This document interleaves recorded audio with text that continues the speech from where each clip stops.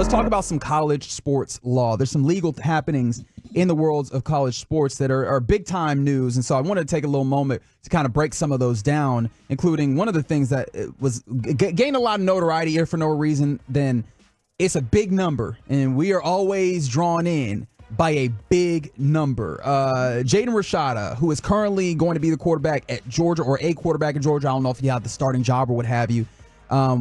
He was a big, highly recruited quarterback out of high school. And at first he was recruited to Miami, the University of Miami.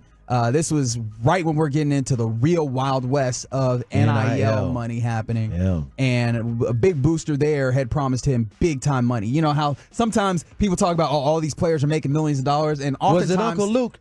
It wasn't Uncle Luke. It was a different lawyer down there. I forget his name, but a big time booster down there. Uncle Luke's a big booster for the U. I'm telling you. He is. There's a lot of noise out there about, this quarterback's making this much money, and a lot of times it's not the case. We're talking about like whole rosters being paid with a couple of million.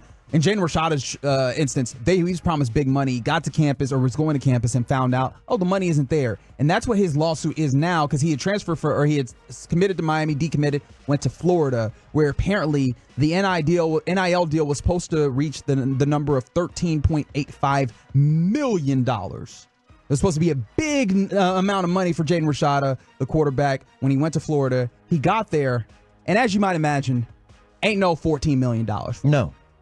And so this is an interesting case because it's really going to probe into the heart of this NIL deal factory, where people are promising big money and there's no really infrastructure there to make sure that it's there. Right. And so Jaden Rashada has officially sued the University of Florida with the blessing of his head coach, Kirby Smart at Georgia. I imagine that he probably he gave a go ahead pretty easily. Conference rival.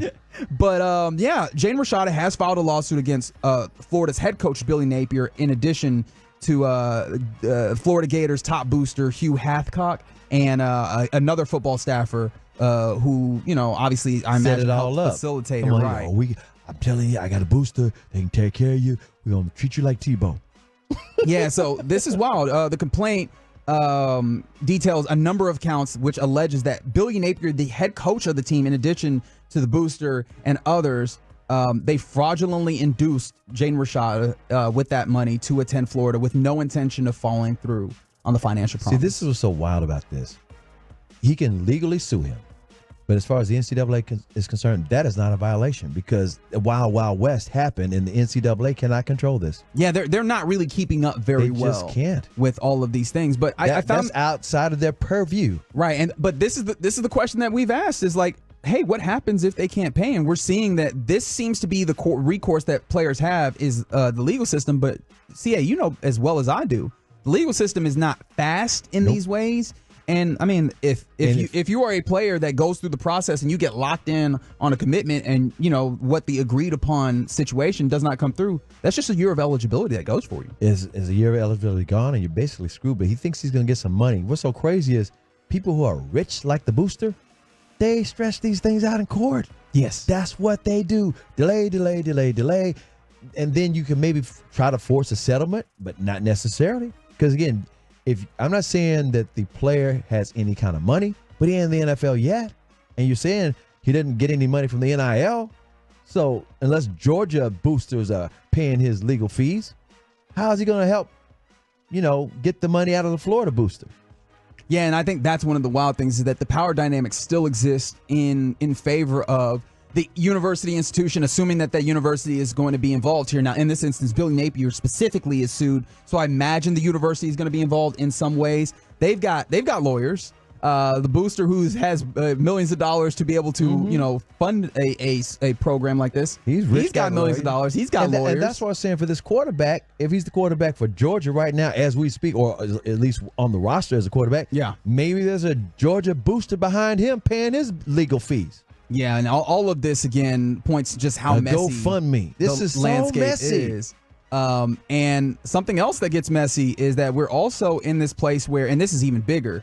We talk about NIL, the NCAA and their member institutions. When we talk about the conferences, are dealing with some lawsuits right now, particularly one. Oh, the Pac-12?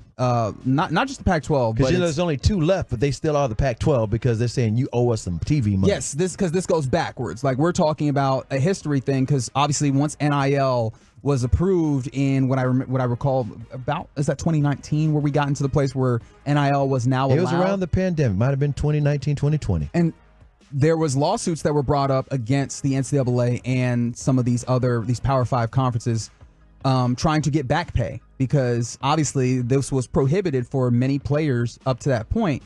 And so there was a lawsuit that was brought up, and it looks like a settlement is being agreed upon by many of the institutions here, including the NCAA Board of Governors, who approved the terms of a multi-billion-dollar settlement in a case detailed as the House versus NCAA, or House versus NCAA, which is a class action lawsuit. Did you say multi-billion? Multi-billion. In fact, the numbers are expected to include north of $2.7 billion in back pay damages that the NCAA will owe former Division I athletes, as well, and this is the interesting part, as future revenue sharing. So they're going to try and put together a revenue sharing model for future Power Conference schools, athletes. Is this different than the Ed O'Bannon lawsuit? This is different because Ed O'Bannon was more focused towards the video games, right? Yes. And that has been settled up, and that's how we're getting EA Sports College Football coming out this fall. But this is having to do with the NIL, and I imagine a lot of this is TV money that's coming through, where it's like, hey, now that you're saying that you are allowed to pay out these players for using their name, image, and likeness, you have to understand, you have been utilizing their name, image, likeness for all this time and not paying them. That is illegal. And so rather than going through the full nature of a lawsuit, here's a settlement. They're settling, but it's for $2 billion because it's happened for a long time. There's a lot of players that are involved here, but the interesting part about this is throwing it forward, right? This is going to be something where there's going to need to be a negotiation of revenue sharing and how that's done. And so damages, obviously, which is what we're talking about here, the payment model is being voted on right now. They're trying to determine what that is, but supposedly the NCAA is supposed to cover roughly $1.1 billion of the damages. The power conferences are expected to cover a portion of it, and some of the other Division I conferences that are not the big ones, right, are supposed to cover, are maybe supposed to be responsible for maybe like 40% of the remaining damages after that.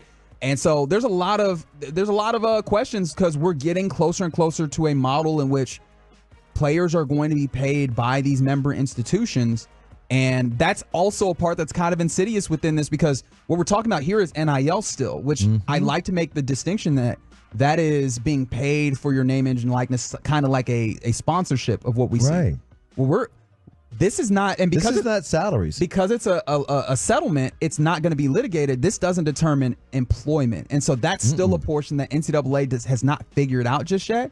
So this is already messy. I think what we've just laid out in probably at about 7-8 minutes already sounds messy. It's going to get a lot messier for the NCAA, and they're still grabbing and holding on as tightly as they can to the possibility of amateurism, because this, as we mentioned, the number we're talking about is $2.7 billion, and that's just talking about NIL, talk less of when we start, if players are able to somehow band together and work in a way and counter all the lobbying that the NCAA and its member partners have done, if they're able to get employment status, we've got to figure out employment benefits, employment protections, all of those things. There's a lot of places where the NCAA is going to have to go, and so they're dealing with a lot of stuff. Let me tell you something, and if you're saying, on the outside looking in, saying, well, wait a minute, they're going to have to start coming up with a salary cap. Yeah, they probably will. It's quite possible. And you'll probably have to say, well, wait a minute, some of the rich schools, they can pay whatever they're doing it under the table right now. You just didn't know about it. And the NCAA can't control. They don't have enough, quote unquote, enforcement. Cops. Yeah. There's no way they can keep up with all of this money that's already, like I said, now the cover is NIL. There's a reason Nick Saban said, I'm out. I'm telling you. There's a reason he's like, I'm out. The whole landscape's changing, but for my eyes and the monster I'm feeding, where these Alabama fans, it's not enough to win the national championship. You got to be undefeated and win the national championship. They don't want any losses. He said, let me step out while I got some sanity. Yeah, man. It is a wild, wild world.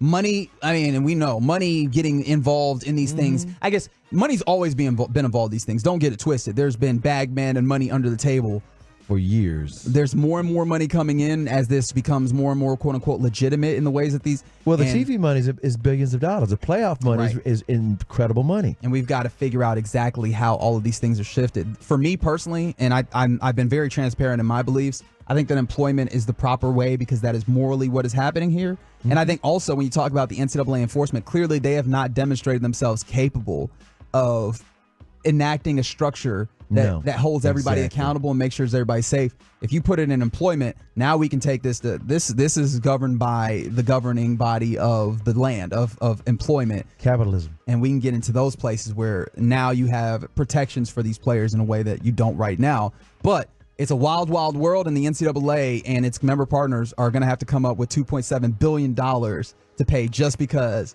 there's a lot of players that in the past have not been paid for their name, image, and likeness. And the future is coming as well. Boy, let me tell you, this is just so mind-blowing. But it's their own fault. Pretended to be, amateur. I'm talking about the colleges, and they had these TV deals. And that's why I would always say, when somebody would say, well, they're student athletes. They got a free scholarship to get all those classes. I would say, okay, if you're playing it like that, then all the schools need to give up the TV money and just get the money off the gate. No, they don't want to give those billions. Keeping it real. Big business. In order to figure out and negotiate big business, there's a lot of things you have to walk through, a lot of things that have to be set up. So it's going to be wild. Shout out to all the folks listening to the Get Right here on 105.3 The Fan. Some big meaty questions being asked here. Someone asked NIL deals should go through the NCAA and all colleges to start to benefit. But this is the thing, again. They're not set up that way. The problem is we're trying to utilize what is supposed to be endorsements to now be payroll. Right. And so I think that's where these two issues different things already started from. And that's why I think we need to clear that up. Mm-hmm. But hey, we got to get through this portion of it first. And shout out to Jaden Rashada. I hope that he's able to find some level of compensation. Yeah, because it's wild. I mean, just on the basis. Somebody tells you they're going to do something and they don't. That's wrong, right? I don't know what exactly the end goal needs to be on figuring that out, but I think we can all agree. Somebody tells you they're going to do something for you. You show up, they don't do it. That's messy. And here's the thing. It was legal. It wasn't like, oh, this is under the table. They could pay him what they want to pay him for name, image, and likeness. There was no rules. Yeah. Wild, Wild West, baby. Wild, Wild West.